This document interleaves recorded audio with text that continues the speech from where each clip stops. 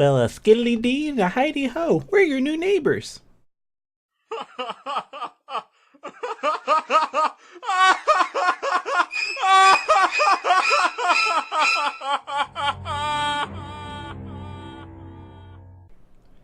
Hi, neighbor. Hello, darkness, my old friend.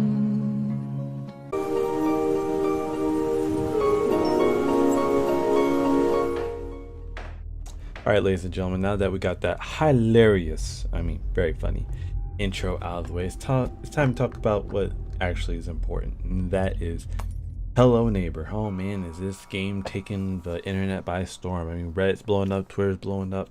Hell, game theorists decided they wanted to take a crack at it, made a theory, made two theories, and it's going to be all up in Hello Neighbor's butt. But as the small YouTuber, it's time for me to sneak in, come from behind, and grab him by the butt. So we're going to talk about Hello Neighbor today. I did order the pre-alpha.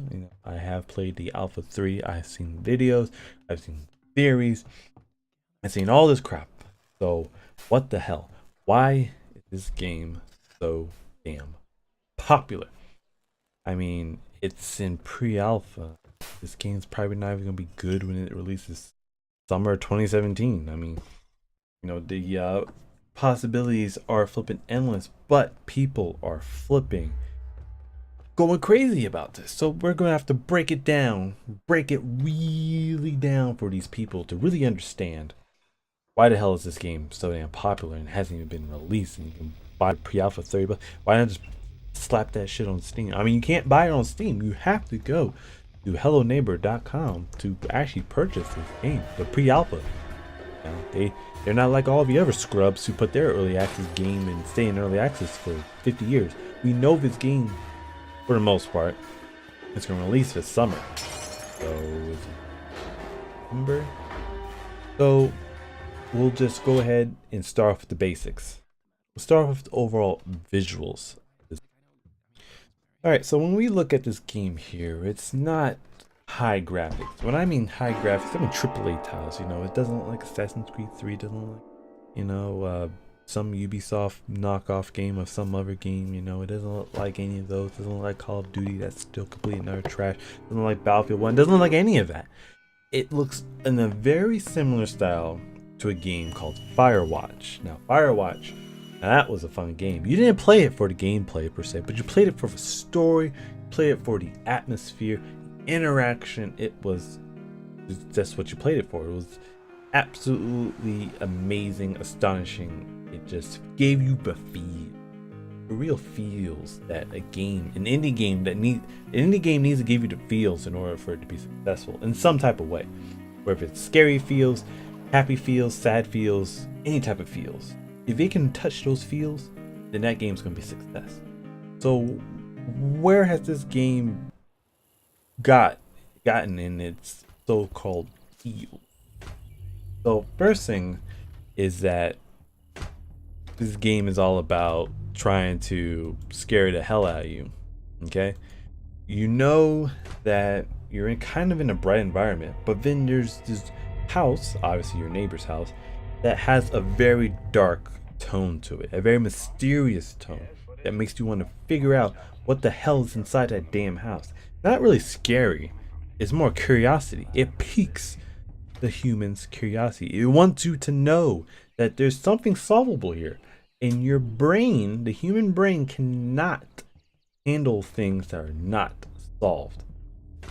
For example, the game series point out that if they were to make musical tone and it would stop before it would, as we call it, end on 1, so you went from 5, the chord, you went from the 5th chord to the 1st chord, or chord 5 to chord 1, and you didn't go to chord 1, well, my brain wants me to complete that chord, otherwise it's going to be insane. It's going to explode from the madness from incompletion. So that's what this game is doing. It's piquing your interest, like, hey, my neighbor's being a little creepy or something in his house.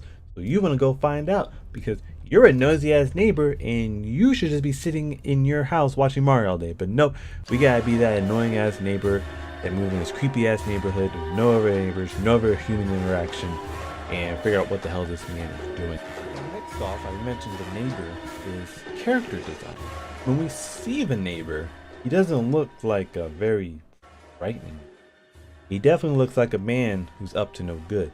And when we see a mofo up to no good, we're gonna find out what the hell he's doing, to find out what the up to no good he's not doing. So we're gonna call Scooby and the gang, get the mystery solved, bada boom, bada bing, get the mailing kins, and find out it's motherfucking old man Jenkins. But anyway, when we see the neighbor, he's not muscular built, but he's not fat. So he's kind of in the middle. He's an average build person. You know, someone we probably 1v1, we take his ass out right now, we pop him once and then boom, he's down. But anyway, it's interesting because he's dressed normal, he wears black gloves. Now when you see a motherfucker wearing black gloves, you know his ass ain't up to no good. I know his ass is up to no good. So why is he wearing black gloves?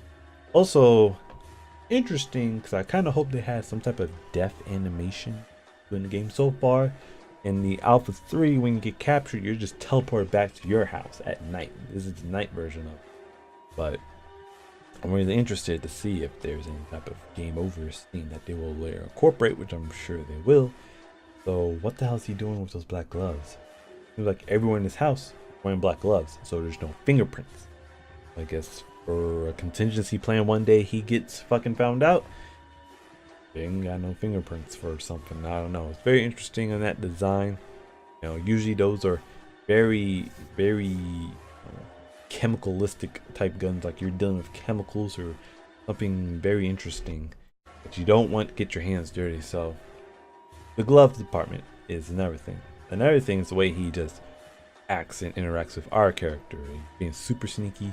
In fact, when you get caught, you hear him go like, like shit, he saw me, and runs right after your ass. So he's obviously sneaking in his own house, doing something weird. If you sneaking in your own house and someone else caught you, that means your ass is up to no good. So we're trying to solve something that we don't know what the hell about. Our neighbor's up to no good, and he's wearing black gloves. You know there are 3 things, a recipe for bullshit. He ain't doing something right. And there's, of course, something always in the basement. Fuck the attic. There's something in that damn basement, and we're gonna find out. So next, talk about the overall. I know I talked about the design of the game, but let's talk about the overall atmosphere. So like I said, an indie game nowadays needs to get your feels. Five Nights at Freddy's had this very dark, mysterious, but very creepy feel to it. Every time you played it, it had chills down, just going up and down your spine. It's like up and down, like it was on drop zone on a constant repeat. If you guys don't know what that is, you know, one of those rides that flipping drops you out from a very high and you think it's fun. Well, that's your spine going in hyper mode constantly. So it had the other type of feels, and Outlast had that type of feel. But then we had the Binding of Isaac that had types of feels where you just are tuned in with his character and trying to get him to kill his mom because mom's being a bitch and trying to fucking kill his ass just because Christian Broadcast TV told her to do so. And she mad that her husband left her because she gained like 500 pounds and was highly influenced by the alcohol. So she was probably drunk as hell. Watched TV broadcast, Christian TV, and saw some guy flipping Hadoken the entire squad. And like, I want to do that shit. So I killed my child. But anyway, the game has a very mysterious feel to it that makes you want to complete the game, but sends chills down your spine because you want to know what the hell he's doing. That's the main motive, to find out what the hell he's doing. You don't care if you get captured. You don't care what you have to do to find out what the hell he's doing. In Five Nights at Freddy's, you don't care what you had to do. As long as you survive, you good. In this game, you don't know what the hell. You don't care what the hell you have to do as long as you find out what the hell he's doing. All the bullshit, all the headache, all the complex puzzle designs, all that crap. It doesn't matter as long as we can figure out what the hell he is doing. We'll be fine. We'll be a-okay because we're gonna expose this motherfucking event. We're gonna become a millionaire and put this shit on the news. But anyway, here's gonna be my final thoughts for this game and what could cause this game to not succeed.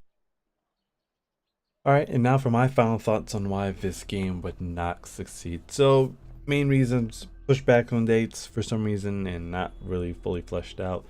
Not explaining any type of real story, kind of just moseying along around. So no real plot, even no underlying plot. You know, it doesn't explicitly tell you what the hell's going on, but you find it out through playing the game, clues, and all this stuff. Not delivering on what they said it would deliver, and the game just becoming a total flop. Not coding, so they release the game, but no one can play the game because the coding is terrible. Which I don't think any of these things are going to happen, but that's only reason I would see this game not failing. So this game failing. Game not failing is that it's already being talked about by all the major YouTubers. I want my slice of pie. But if you enjoyed this video, make sure to hit the like button. You know, really appreciate it, really love it. I love it so much, guys. Just hit the like button if you enjoyed this video, and also hit the subscribe button if you're new to my channel and want to see more content like this. You know, hit that subscribe button and hit that bell button, because YouTube wants us to hit the bells now. You know, ring, ring, ring, phone call. But thank you guys for watching. Also, what do you guys want to see out of this game? You know, what do you want to see in the next alpha release for this game? Is it, you know, more fleshed out puzzles, more fleshed out everything, more fleshed out music, more fleshed out interaction with the AI? You know, more items to throw at them. You know, what do you guys want to see? Leave it in that comment section down below. Let me know. We can discuss it in our next video when Alpha 4 comes out. But thank you guys for watching, and make sure you hit that like button, subscribe, and comment, and I will see you guys in the next video. We about to turn it on.